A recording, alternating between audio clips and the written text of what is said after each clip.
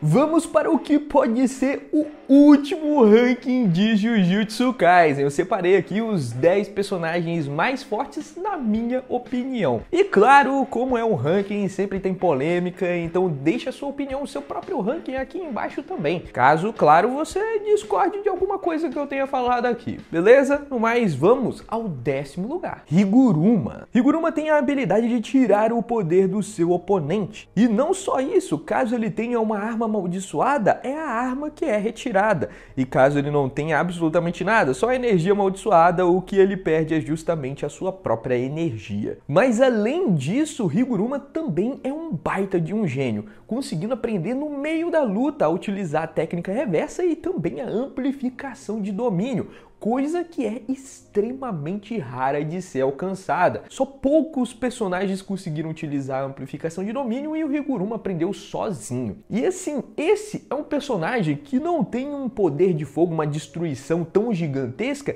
mas no 1x1 ele é uma coisa absurda, porque ele diminui muito o poder do seu oponente e aumenta o dele mesmo. Ele acaba ganhando poderes e tirando poderes do seu adversário. Então as lutas do Higuruma não são aquelas lutas tão destrutivas, que acabam ali com prédios, esse tipo de coisa, mas ele geralmente consegue matar o seu oponente, e é isso que ele é bom. Ele consegue derrotar o seu adversário de uma forma minimalista, digamos assim. Então acho que muita gente não concorda em o Higuruma ser o 10º lugar aqui não, acha que outros personagens são mais fortes, só que o Higuruma é um baita de um gênio, e se ele tivesse mais tempo de aprimorar o seu poder, provavelmente estaria bem acima nesse ranking. Em 8º lugar, Hakari, com muita sorte. Hakari possui a habilidade que o permite ganhar energia amaldiçoada praticamente infinita durante um intervalo de quase 5 minutos. Isso faz com que o Hakari consiga ser quase que imortal nesse intervalo de tempo. O problema aqui de ranquear o Hakari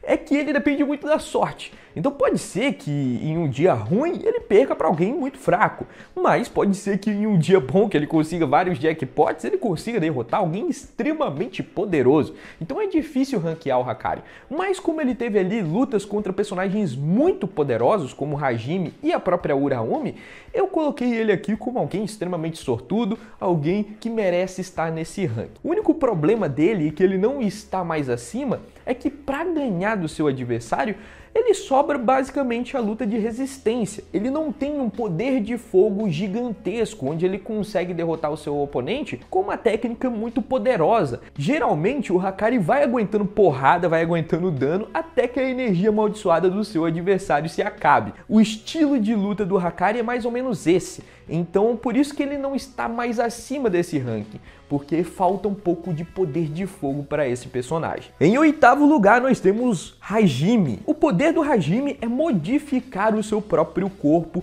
e conseguir soltar até mesmo rajadas desintegrantes de sua boca ou de sua mão. Fora que ele também possui uma aura elétrica que permite com que ele acerte um raio no seu oponente indesviável. E assim, Hajime perdeu para o Hakari. Eu sei, eu não tô doido, mas o Hajime não utilizou sua habilidade inata contra o Hakari e o próprio Hakari no final do capítulo ficou ali com uma sensação meio ruim, ficou com a sensação de que o Hajime não deu o seu máximo e de fato ele não tinha entregado tudo que ele podia fazer. Outro personagem que a gente pode comparar também é com o próprio Higuruma, que eu coloquei aqui em 10º lugar, e na minha opinião ele é um gênio menor do que o Higuruma. O Higuruma, na minha opinião, é mais genial do que o Hajime. O problema é que o Hajime é alguém extremamente experiente. Ele viveu uma vida completa e depois ele ainda virou um objeto amaldiçoado, veio para o nosso tempo e conseguiu um corpo jovem.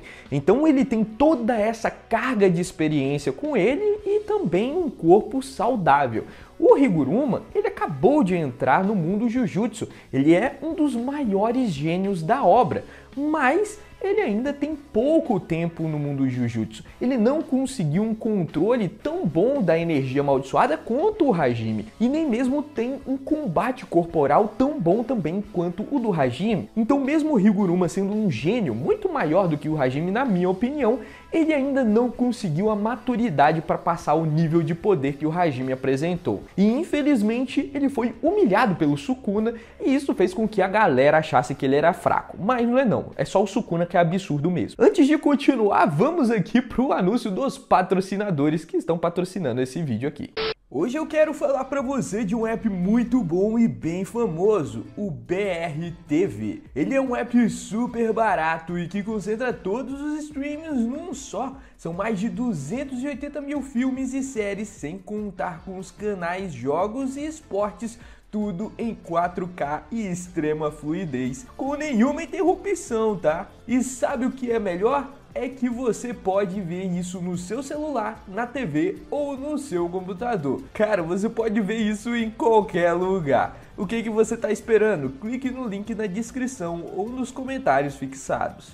Em sétimo lugar, nós temos a Yuki. Como xamã de classe especial, o seu poder é fazer uma massa virtual. E o que seria isso? Ela coloca muita massa nos seus golpes, fica um golpe pesado, só que sem o ônus de ficar lento. É como se ela tivesse o peso de um elefante, mais a velocidade de uma águia, porque não fica pesado e ainda assim o impacto é como se fosse um impacto de um elefante. Deu para entender? O resultado é que todo ataque da Yuki é um ataque absurdo. Ela consegue evaporar praticamente qualquer maldição com um único golpe. Então é uma habilidade extremamente absurda. Fora que ela também tem um domínio completo, que apesar da gente não ter visto, a gente sabe que ela tem. Tem o controle sobre a energia positiva, domínio simples e também uma boa inteligência. Ela é um personagem completo. E se ela quisesse, galera, ela não perdia pra ninguém. Praticamente, né? Porque ela consegue fazer um buraco negro e consegue destruir o planeta inteiro. Então é muito difícil sair vivo de uma luta contra a Yuki.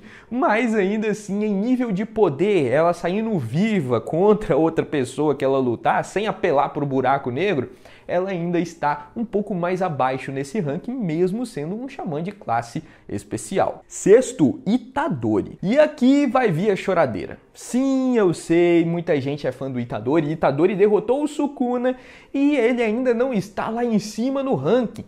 O Itadori hoje é extremamente forte e, na minha opinião, mais forte até mesmo do que a Yuki, que é um xamã de classe especial, hein? Então não é pouca coisa não. Mas ainda assim, Itadori não sabe utilizar tão bem os seus poderes. Ele consegue hoje utilizar a manipulação de sangue e o desmantelar, mas nenhum dos dois tão bem assim. A sua expansão de domínio, que é uma expansão bem diferente, que tem um desmantelar que acerta ali a alma do seu adversário, também é uma expansão muito pouco refinada. O próprio Sukuna, que tem um ponto fraco na alma, já que ele está em um corpo que não era o dele, ele conseguiu resistir a esse golpe ainda. Fora que todas essas habilidades que eu citei aqui do Itadori são muito mal controladas. Então o Itadori tem um leque de poder aqui muito grande, mas ainda é muito fraco. É a mesma situação do Higuruma. É um baita de um gênio que, se tiver tempo suficiente, pode chegar a ser número 1 de Jujutsu Kaisen.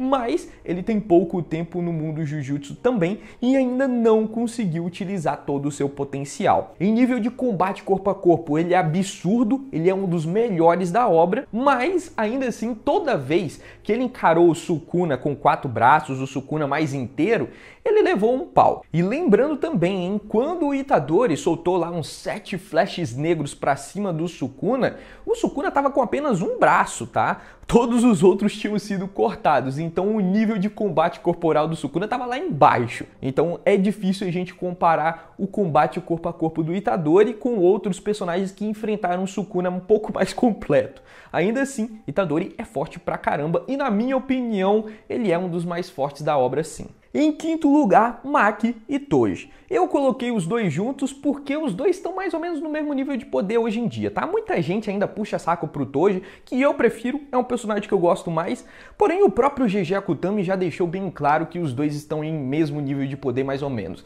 Então não tem o que discutir aqui, os dois estão iguais e pronto. E aí você pode discutir, pô, mas Maki e Toji acima do Itadori? E essa é uma discussão que eu acho válida. É um pouco de dúvida minha também, não sei quem tá à frente. Mas eu acho que no X1, Se o Itadori enfrentar a Maki hoje, eu acho que ele perde, tá? Eu acho que ele não tem armas suficientes ainda para derrotar a Maki. Por isso, como no 1x1 o Itadori perde, assim, direto, eu acho, né? Eu coloquei a Maki à frente, tá? Então isso daqui foi o único critério que eu tive de colocar a Maki e o Toji acima do Itadori. Foi esse, porque eu acredito que se os dois caírem na porrada assim, os dois estando 100%, os dois indo de frente no 1x1, eu acredito que a Maki ainda ganhe. Mas isso daqui é algo discutível. Você pode achar que não, eu posso achar que sim, e aí depois você bota o seu ranking aqui embaixo. Quarto lugar, Yuta Okkotsu. Vamos para mais uma polêmica? Então, pode deixar, porque o Yuta está em quarto lugar. Não estou falando do Yuta no corpo do Gojo, que aí seria o outro personagem, eu acredito, mas pelo que o Yuta demonstrou, ele é sim um personagem extremamente forte, ele tem a Rika completa que ele não utilizou na sua luta contra o Sukuna, porém hoje a gente sabe que não é tão simples para ele copiar as habilidades dos outros, tanto é que ele não tem um leque de poderes tão grande assim, tendo uma habilidade que poderia copiar vários poderes. Ele tem ali umas 5 habilidades copiadas no máximo, então ainda assim a cópia do Yuta tem limitações, já que a pessoa que ele copiou, por exemplo, não pode se curar do machucado onde ele conseguiu aquele DNA. Outra observação que eu tenho que falar aqui também é que o Yuta é um dos maiores gênios que ainda não alcançou todo o seu potencial, tá? O Yuta consegue ficar muito mais forte porque ele também é um dos personagens com a maior quantidade de energia amaldiçoada. Mas o próprio Satoru Gojo sempre falou que ele controla mal essa energia amaldiçoada.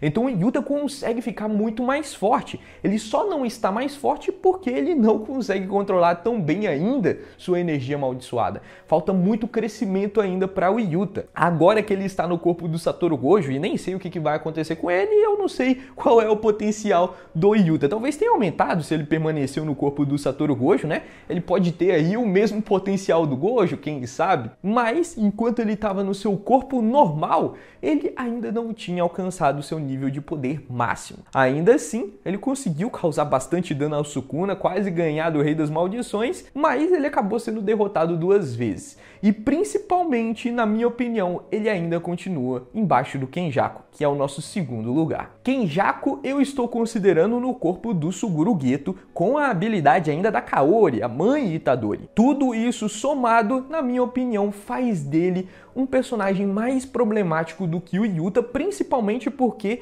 ele é um baita de um estrategista durante suas lutas. O Kenjaku é realmente alguém diferenciado. E aí você pode discutir, pô, mas ele perdeu pro Yuta, o Yuta conseguiu derrotar ele. Como é que ele é mais fraco do que o próprio Yuta? E eu estou seguindo aqui o próprio conceito que a galera do mangá deixou claro. Quando eles estavam fazendo toda a estratégia para derrotar o Kenjaku também, eles ficaram na dúvida se alguém conseguiria solar o Kenjaku. O Yuta se prontificou lá, falou, eu vou enfrentar o Kenjaku, mas a galera não estava confiante de que o Yuta conseguiria solar não. Por isso que eles mandaram Takaba antes. Eles mandaram Takaba como distração e só depois mandaram o Yuta para finalizar o jogo. Porque o Kenjaku conseguiu derrotar a Yuki, o Chozo e o Tengen juntos, o que é extremamente difícil. São 3 contra 1 e o Kenjaku solou todos eles. Então eles estavam crentes que o Yuta sozinho não ganhava do Kenjaku. Isso daqui é a opinião de quem estava dentro do mangá, da Maki, de todo mundo lá que estava discutindo a estratégia para derrotar o Kenjaku. E sinceramente, eu acredito também, principalmente por causa da expansão de domínio do próprio Kenjaku. A gente viu que é extremamente refinada. Então eu acho que numa disputa direta contra o Yuta, eu acredito que ele ganharia nessa disputa de domínio por causa do refinamento. Isso daqui é uma hipótese, tá? A própria Yuki achou que perderia para ele numa disputa de domínios, então eu também acredito que em questão de refinamento, o Kenjaku é superior ao Yuta. Então no 1x1, mesmo o Yuta tendo bem mais energia amaldiçoada do que o Kenjaku, eu acredito que o Kenjaku sairia vencedor. Esses 1000 anos de vida não foram para nada não. O Kenjaku é realmente alguém bem problemático, alguém bem poderoso. Agora, com uma diferença gigantesca do terceiro para o segundo, nós temos Satoru Gojo. É o nosso galã de olhos azuis, que na minha opinião tem a melhor habilidade inata de toda a obra. O ilimitado é absurdo, os seus poderes são muito bons, é o personagem mais rápido de Jujutsu Kaisen, mas com tudo isso, ele ainda está em segundo lugar porque ele perdeu para o Sukuna. E aqui, galera, eu já vou dizer que o Sukuna é o primeiro lugar porque não tem o que fazer. O Sukuna solou metade do universo de Jujutsu Kaisen, ele de fato é o mais forte, com uma ampla vantagem do resto da galera. E a luta que ele teve contra o Sukuna, ficou claro uma coisa. Muita gente discute que se o Sukuna não tivesse uma Horaga, ele acabaria perdendo para o Satoru Gojo, e poderia acontecer no caminho que se desenhou. Porque se o Sukuna fosse com o seu corpo de 4 braços, com todo o seu poder para cima do Satoru Gojo, provavelmente ele não precisaria do Mahoraga. Provavelmente na disputa de expansões de domínio, ele provavelmente sairia vencedor e poderia derrotar o Satoru Gojo já na disputa de domínio. Não precisaria do Mahoraga. É claro que no caminhar da obra, já que eles perderam suas expansões de domínio no decorrer ali, em que o Sukuna foi acertado pela expansão de domínio do Satoru Gojo, naquela situação o Satoru poderia ganhar sim, mas ainda assim o Sukuna não tinha mostrado todo o seu poder. É a mesma coisa da luta do Hakari contra o Hajime. Hajime decidiu não utilizar sua habilidade inata completa e o Hakari acabou ganhando. Talvez, se o Hajime utilizasse o seu próprio poder, talvez ele conseguisse ganhar do Hakari. Talvez sim, talvez não, a gente não sabe, mas com certeza o Hajime deixou de utilizar todo o seu poder nessa luta. A mesma coisa é aqui, o Sukuna não utilizou todo o seu poder e ainda saiu vencedor. Hoje a gente sabe que o Sukuna, com 4 braços e ainda por cima com sua expansão de domínio, é alguém extremamente roubado e que provavelmente teria ganho do Satoru Gojo, na minha opinião. Por isso, é esse o ranking. Sukuna em primeiro, Satoru Gojo em segundo, com uma ampla vantagem para os terceiros, quartos, quintos e assim em diante. Na minha opinião, esse é o ranking final. E bom, galera, eu sei que vai ter muita discussão, eu sei que muita gente não vai concordar e por isso deixa aqui nos comentários a sua opinião também. Isso daqui é um canal mais pacífico, tá? Não venha xingar ninguém aqui não. No mais, agradeço por você ter visto até agora. Eu vou ficando por aqui e a gente se vê no próximo vídeo. Até mais!